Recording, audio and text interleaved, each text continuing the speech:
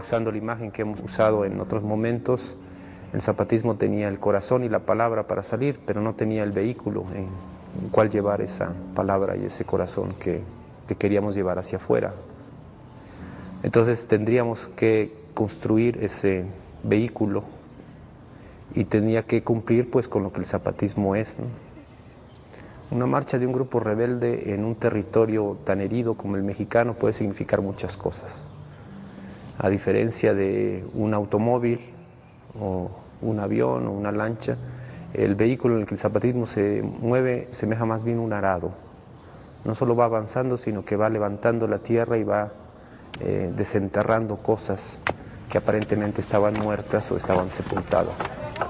Entonces tendríamos que construir ese vehículo, es un vehículo que fuera incluyente, que le diera a la gente no el papel de espectadora.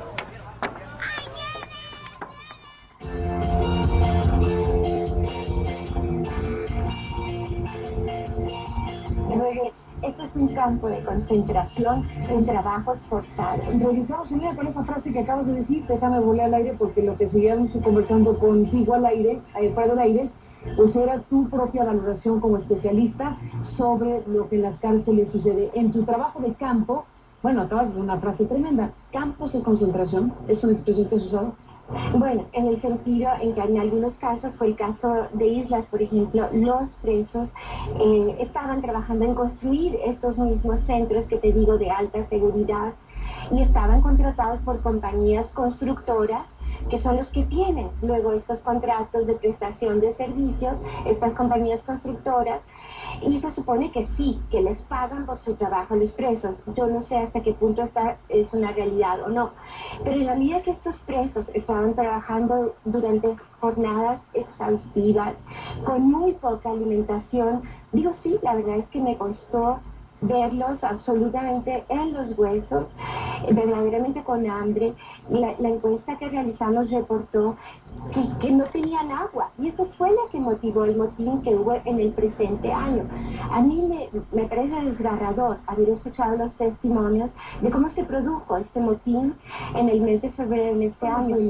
Había un conjunto de presos que tenían aislados y castigados en Laguna del Toro, en una de estos 5 centros que hay. Como los tienen castigados, pues están finalmente ausentes de todo control.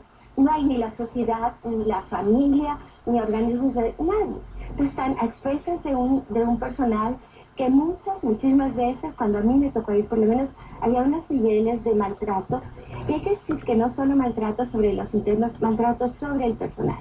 Porque el personal está igualmente allí por cierto tiempo sin poder visitar a sus familias, están ahí solos, con salarios insuficientes, con condiciones de seguridad que no son buenas, con unos reglamentos rigurosísimos.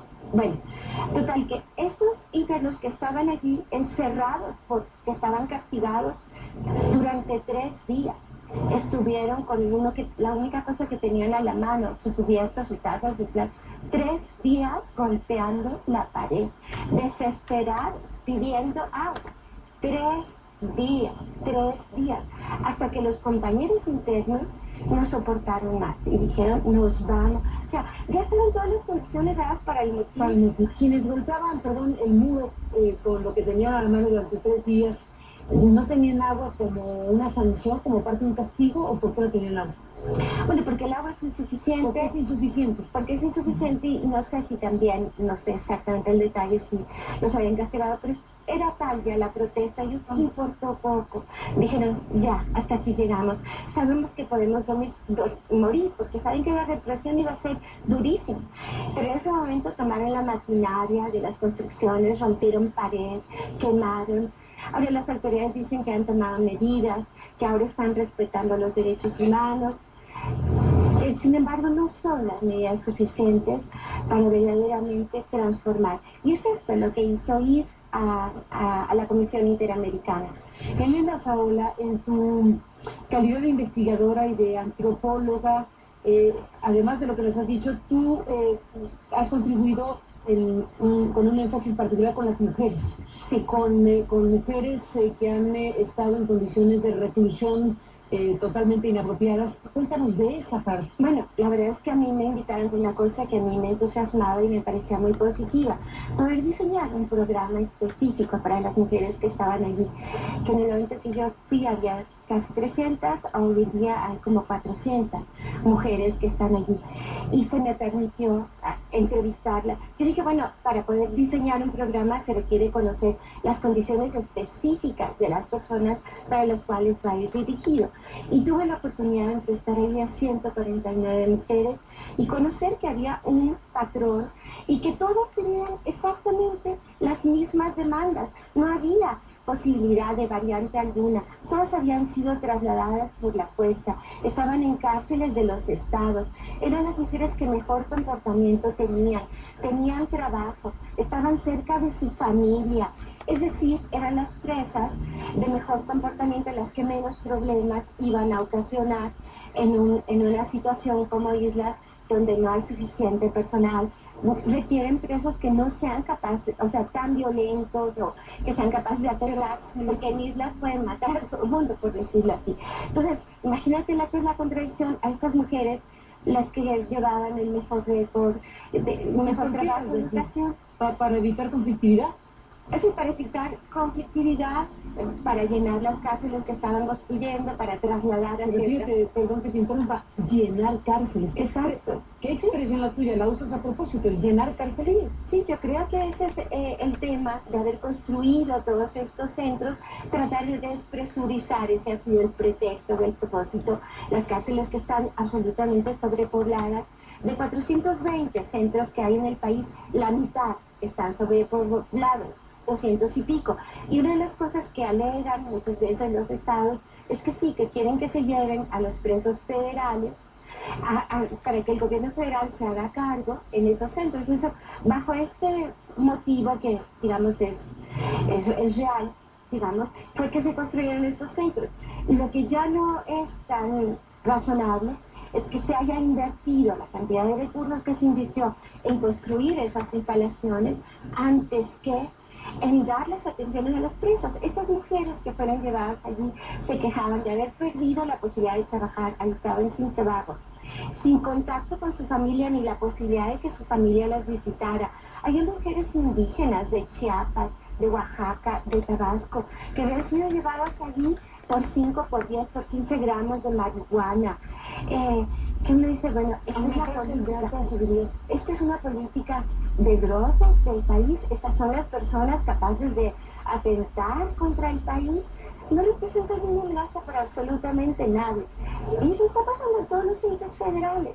O sea, los presos están aislados durante 20 y tantas horas al día en sus celdas, claro, y se precian de que no hay motines, no hay autogobierno. ¿Cómo lo puede haber en esas condiciones de ceras, de acero, de acero? ¿Cómo son las condiciones? Es decir, las personas pueden convivir entre ellas o están están segregadas. En estas condiciones de alta seguridad, 23 horas al día o 23 horas y media hora puedes salir a caminar, a dar ejercicio. Si tú vieras, hablas con ellos, los meten a veces en celdas, además todavía más rigurosas de castigo durante periodos prolongadísimos, a veces encadenados. Y los castigos que les dan, ¿por qué lo castigaron? Porque le di parte de mi comida que yo no quería a un compañero. O sea, estás castigando un gesto de humanidad, de solidaridad. Está prohibido tener contactos, todo está prohibido allí. Entonces tú dices, bueno, ¿cuál es la mentalidad que hay detrás? ¿Qué clase de seres humanos estás tratando de formar? Y a fin de cuentas, el punto principal es que todos esos daños que tú produces sobre esa gente que impactan en su familia, regresan a la comunidad, porque esas familias forman parte de la comunidad y esas gentes que están allí tarde o temprano salen y regresan. Y si tú los has tenido aislados durante años y horas, estás más que estudiado, pero aquí no hemos evaluado qué es el régimen que conviene, qué resultados se obtiene. A fin de cuentas son recursos públicos los que se están empleando en eso y tenemos que evaluar qué resultados se obtienen y tomar decisiones conforme en evidencias científicas. Después de la pausa seguimos en ello.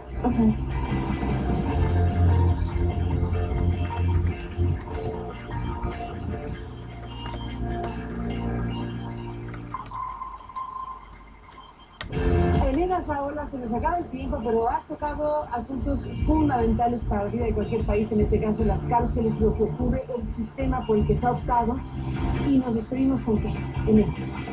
Bueno, yo diría que es un momento muy oportuno para que desde la política oficial de seguridad y quienes tienen en sus manos la posibilidad de decidir cuál es la política penitenciaria, porque de hecho no la ha habido una sola política con estándares nacionales. ¿Qué es lo que necesitamos? En primer lugar, despresurizar las cárceles.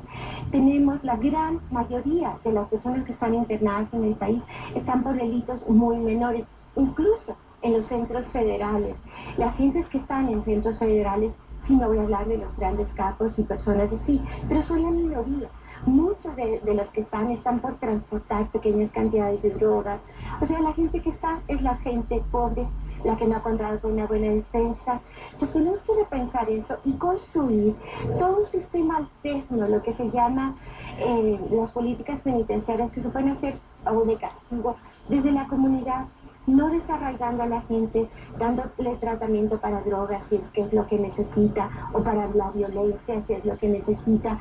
Hay miles cosas que se han ensayado en el mundo y que han resultado exitosas, y es allá donde tenemos que mirar y cuestionarnos esta inversión cuantiosísima de recursos, que simplemente tenemos que responder la pregunta: ¿a dónde vamos? ¿Y qué resultados está produciendo eso?